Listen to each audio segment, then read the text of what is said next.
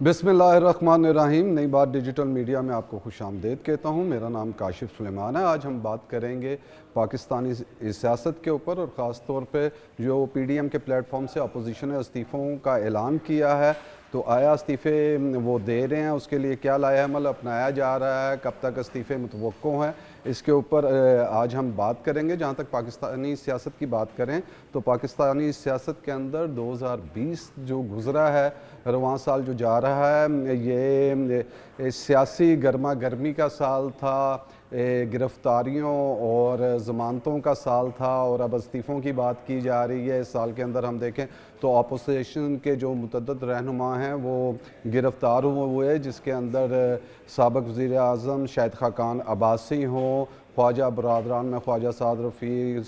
ख्वाजा सलमान रफ़ीक, राना सनाउल्लाह समेत जो दीगर रहनुमा हैं वो गिरफ़्तार हुए और फिर अदालतों से ज़मानत पे रहा हुए। जबकि शहबाज शरीफ जो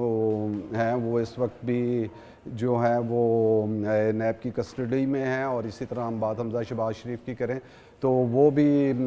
इस वक्त अंदर हैं, जबकि बकाया जो मुस्लिम लीग नून के रहनुमा हैं वो ज़मानतों के ऊपर हैं। इस वक्त हम पाकिस्तानी सियासत के अंदर बात करें तो ये साल जो है वो पॉइंट स्कोरिंग का साल रहा। दोनों जानिब से देखने में ये आया कि अगर एक जानिब से अपोजिशन के रहनुमा बयानबाजी करते रहे तो हुकूमती वज़रा भी उसका उसी तरह मौसर अंदाज में जवाब देते रहे, और दोनों तरफ से तंदो तेज़ जो जुमले हैं वो इस साल देखने को मिले। इसके अंदर मैं ये समझता हूँ ये कि अपोजिशन की कामयाबी ये है कि उन्होंने पूरे साल जो है वो हुकूमत को जो है वो अंगेज किए रखा। अगर आप इसको इस तरह देखें कि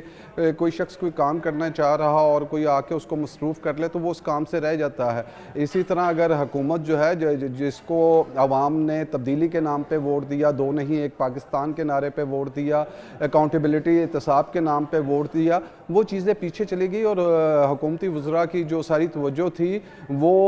अपोजिशन के साथ पॉइंट स्कोर बराबर करने के ऊपर लगी रही। और इस तरह जो काम उनको करने चाहिए थे, आवाम को रिलीफ देना चाहिए था, जिस रिलीफ के लिए लोगों ने उनको मुंतखब किया कि उनकी ज़िंदगियों में कोई आसानियाँ पैदा होंगी, वो आसानियाँ तो पैदा ना हो सकी और कोरोना की वजह से इसमें मज़ीद मुश्किलात में इजाफ़ा हुआ। और अब भी हम ये देखते हैं कि हुकूमत जो है वो आवाम के रिलीफ की तरफ ज़्यादा काम करने के बजाय दिन में उनके वज़रा मुतअद्दिद बार आके प्रेस कॉन्फ्रेंस से करते रहते हैं और अपोजिशन को जवाब देते रहते हैं। तो जहाँ तक बात इस्तीफ़ों की करें तो उसके लिए अपोजिशन जो है अभी तक तो बड़ी डिटरमिन नज़र आती है कि जी हम इस्तीफ़े देंगे, और इस हवाले से जो हुकूमत के वज़रा का कहना है कि अपोजिशन तकसीम है और वो काम तकसीम हो जाएगी, उनके लोगों के हमारे साथ राब्ते हैं, मुस्लिम लीग नून में से शीन निकल रही है। तो रवां साल तो नून में से शीन नहीं निकल सकी। और दूसरी जानिब जहाँ तक इख्तलाफात की बात कर रहे थे तो इस हवाले से ये कहता चलूँ, आपको बताता चलूँ कि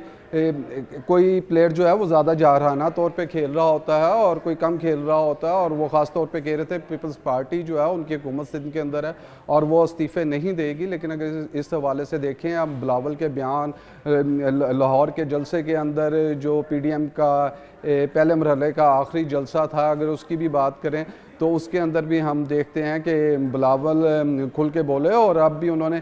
कहा है कि अब मुज़ाकरात के दरवाज़े जो हैं वो बंद हो चुके हैं, मुझे फ़ोन करना बंद कर दें। उनका ये भी कहना था कि हम इस्लामाबाद लॉन्ग मार्च में आएंगे और अवामी दबाव के ज़रिए जो है इमरान खान से इस्तीफ़ा छीन लेंगे। तो अभी तक का तो जो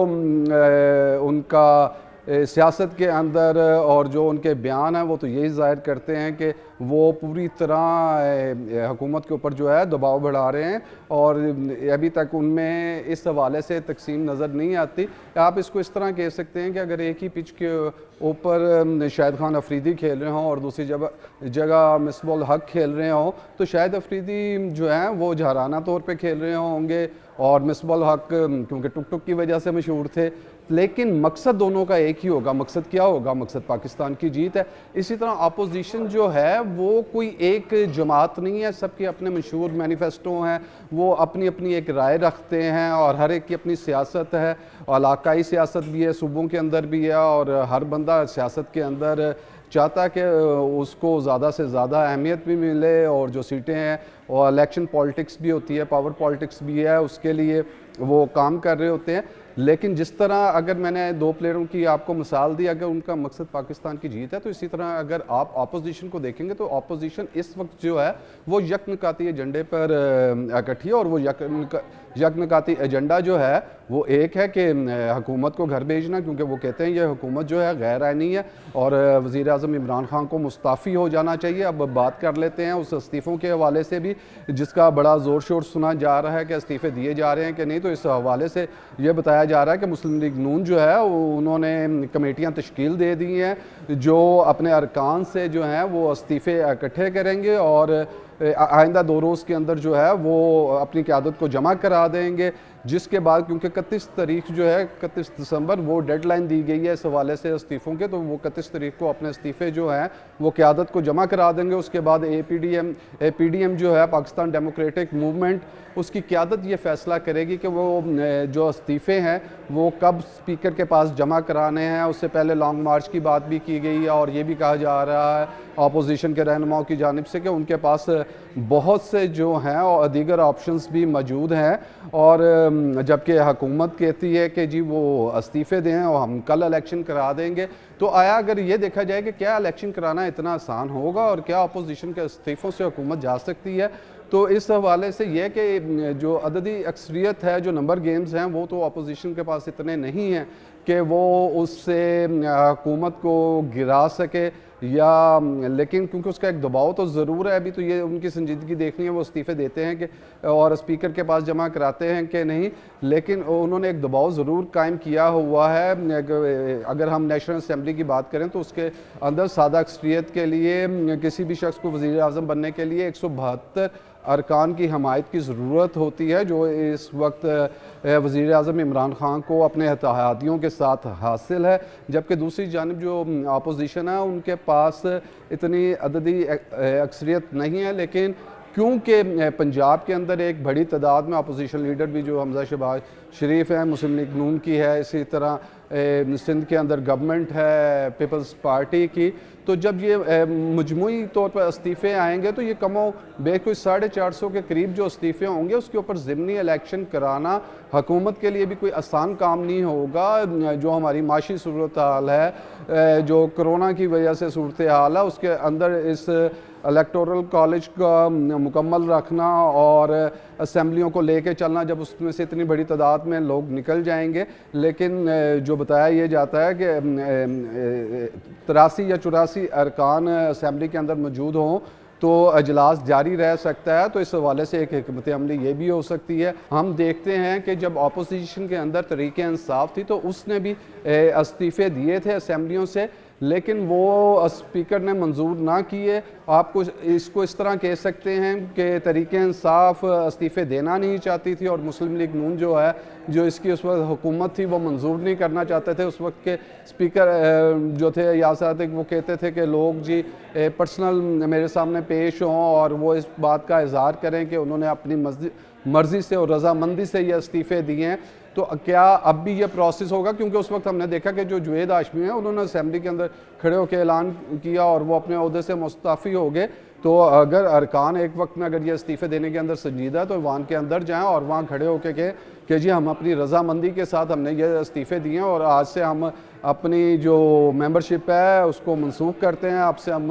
असेंबली के मेंबर नहीं रहेंगे। लेकिन अगर इन्होंने भी वही तरीका कार इख्तियार किया कि स्पीकर को वो इस्तीफ़े भेजते हैं, आया ये एक वक्त में सारे इस्तीफ़े देते हैं, क्योंकि एक ये भी राय चल रही है कि कौमी असेंबली से इस्तीफ़े दिए जाएं और जो सूबाई असेंबली हैं उनसे बाद में इस्तीफ़े दिए जाएं। और इस वक्त क्योंकि PDM की जो सदारत है वो मौलाना फजलुर रहमान के पास है, इस हवाले से मैं आपको माजी की भी एक बात बताता चलूँ। जिस तरह मैंने इस्तीफ़ों की बात की कि माजी के अंदर जब MMA बनी हुई थी मुत्तहिदा मजलिस अहमद, उस वक्त उसके सदर जो थे वो काजी हुसैन अहमद थे और मौलाना फजलुर रहमान उसके सेक्रेटरी जनरल थे। तो उस वक्त में काजी हुसैन अहमद ने इस्तीफ़ा देने की बात की थी कि हम इस्तीफ़े देंगे, और फिर इसके अंदर काफ़ी इख्तलाफात देखने में आए और उस वक्त मैंने एक कॉलम भी लिखा था इस हवाले से इस्तीफ़े और बहाने, जिसमें मैंने काजी हुसैन अहमद मरहूम से बात भी की और उनसे पूछा कि आपने इस्तीफ़े की बात की है, लेकिन एमएमए के अरकान जो हैं वो तो इस्तीफ़ा नहीं दे रहे। तो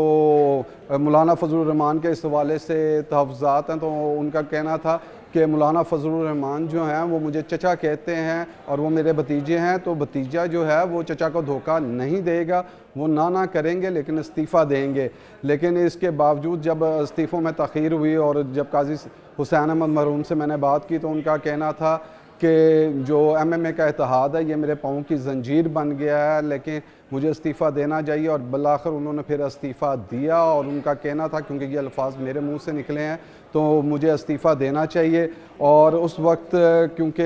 मौलाना फजलुर रहमान के तहफ़्फ़ुज़ात ये थे कि अगर हम असम्बली से बाहर हो जाएंगे तो पार्लिमानी सियासत से बाहर हो जाएंगे और जो किरदार हमें अदा करना चाहिए वो अदा नहीं कर सकेंगे, इसलिए असम्बलियों के अंदर होना ज़रूरी है। आप जो है जो हुकूमत पे दबाव पार्लियामेंट के अंदर रह के डाल सकते हैं, वो बाहर निकल के उस तरह का दबाव बरकरार रखना मुश्किल हो जाता है। तो आज पीडीएम के जो सदर हैं वो मौलाना फजलुर रहमान हैं, जबकि मुस्लिम लीग नून और पीपल्स पार्टी जो है वो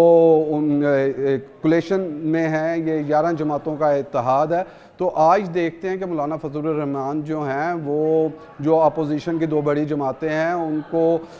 कन्विंस कर पाते हैं इसके ऊपर कि उनको इस्तीफ़े दे देने चाहिए, क्योंकि इस वक्त वो एक सख्त मौक़िफ़ रखते हैं और वो कहते हैं कि ये जो पार्लियामेंट है ये गैर आइनी है और इसके अंदर हमें नहीं बैठना चाहिए। और इसके लिए जो जदोजहद है, इसके लिए उन्होंने, आपने देखा होगा, आज़ादी मार्च भी पीछे किया था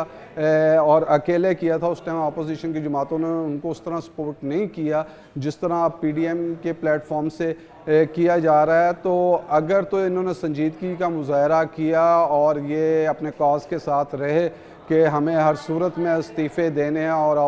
हुकूमत के ऊपर दबाव बढ़ाना, तो बिलाशुबा हुकूमत के ऊपर जो है वो जितना मर्जी कहेगी ये इस्तीफ़े दे दें, इससे कोई फ़र्क नहीं पड़ता, हम दोबारा इलेक्शन करा देंगे। लेकिन ये हुकूमत के लिए इतना आसान नहीं होगा और बिलाखिर मुज़ाकरात ही करने पड़ेंगे। लेकिन क्योंकि हुकूमत ने काफ़ी ताख़ीर कर दी इस हवाले से भी कि अब जो मामलात हैं वो पॉइंट ऑफ नो रिटर्न की तरफ चले गए हैं और मुज़ाकरात के हवाले से भी, क्योंकि वज़ीर आज़म बरमला कहते हैं कि ये मुझसे एनआरओ चाहते हैं और मैं इनको एनआरओ नहीं दूंगा, जबकि इस हवाले से अपोजिशन का कहना है कि इनसे एनआरओ किसने मांगा है उसका नाम बताएं। उनका कहना है कि हमारा तो इमरान खान जो वज़ीर आज़म है उनके साथ इख्तलाफ ही कोई नहीं, हमारा इख्तलाफात तो उनके बड़ों से है जो उनको लेके आए। तो हमने देखा कि पाकिस्तानी सियासत के अंदर 2020 के अंदर भी सिलेक्टेड का नारा गूंजता रहा और अब भी वो इस नारे को लेके चल रहे हैं। ख़ास तौर पे ये भी देखा गया कि इस साल के अंदर ये कल्चर भी बड़ा डेवलप हुआ, जो पहले भी था, लोग एक दूसरे को गद्दार, मोदी का यार, यहूदी एजेंट और इस तरह के नामों से पुकारते रहे। और चाहिए तो ये कि पाकिस्तान की सियासत के अंदर जो अवाम के मफादात हैं उनकी बात की जाए, जिसके लिए कौम उनको मुंतखब करती है। ख़ास तौर पे जो असम्बलियों के अंदर मेंबर्स जाते हैं उनका काम लेजिस्लेशन करना है, कानून साजी करना है, जबकि उसकी तरफ तवज्जो कम है। आखिर में सिर्फ इतना कहना चाहूँगा कि अगर हुकूमती वज़रा जो हैं वो पॉइंट स्कोरिंग की बजाय अपने काम की तरफ, अपने महकमों पर तवज्जो दें, जो महंगाई तेज़ी से बढ़ रही है इसके अंदर आवाम को रिलीफ दें और अपने आप को अपोजिशन के साथ उतना इंगेज ना करें कि आप उनके जो तहरीक है उसको ईंधन फराहम करना शुरू कर दें। अगर आप उसको ईंधन फराहम करना बंद कर देंगे तो अपोजिशन की तहरीक ख़ुद दम तोड़ जाएगी। आवाम को रिलीफ दीजिए, आवाम के मसाइल हल कीजिए जिसके लिए उन्होंने आपको मुंतखब किया। ख़ास तौर पे ये जो अकाउंटेबिलिटी की बात भी है, तो एहतसाब जो है वो नारा नहीं होना चाहिए, होते हुए नज़र आना चाहिए। और ख़ास तौर पे एहतसाब का तरीक़ाकार क्या कि एहतसाब आप अपने से शुरू करें। अगर आज BRTO, मालम जब्बा हो, फ़ॉरेन फंडिंग केस समेत दीगर जो इल्ज़ामात लगाते हैं, अगर इस हवाले से ख़ुद को, जिस तरह आटा चीनी के स्कैंडल भी आए और इसके ऊपर अपोजिशन जो है हुकूमत को तनकीद का निशाना बनाती है, तो अगर इनकी शफाफ इंक्वायरियाँ करा के अवाम के सामने ले आई जाएँ और उसके साथ जो है महंगाई को कंट्रोल किया जाए, सहूलियात दी जाएँ, दो नहीं एक पाकिस्तान के नारे को हकीकी रंग दिया जाए, तो हुकूमत की मुश्किलात ना सिर्फ कम बल्कि ख़त्म भी हो जाएंगी।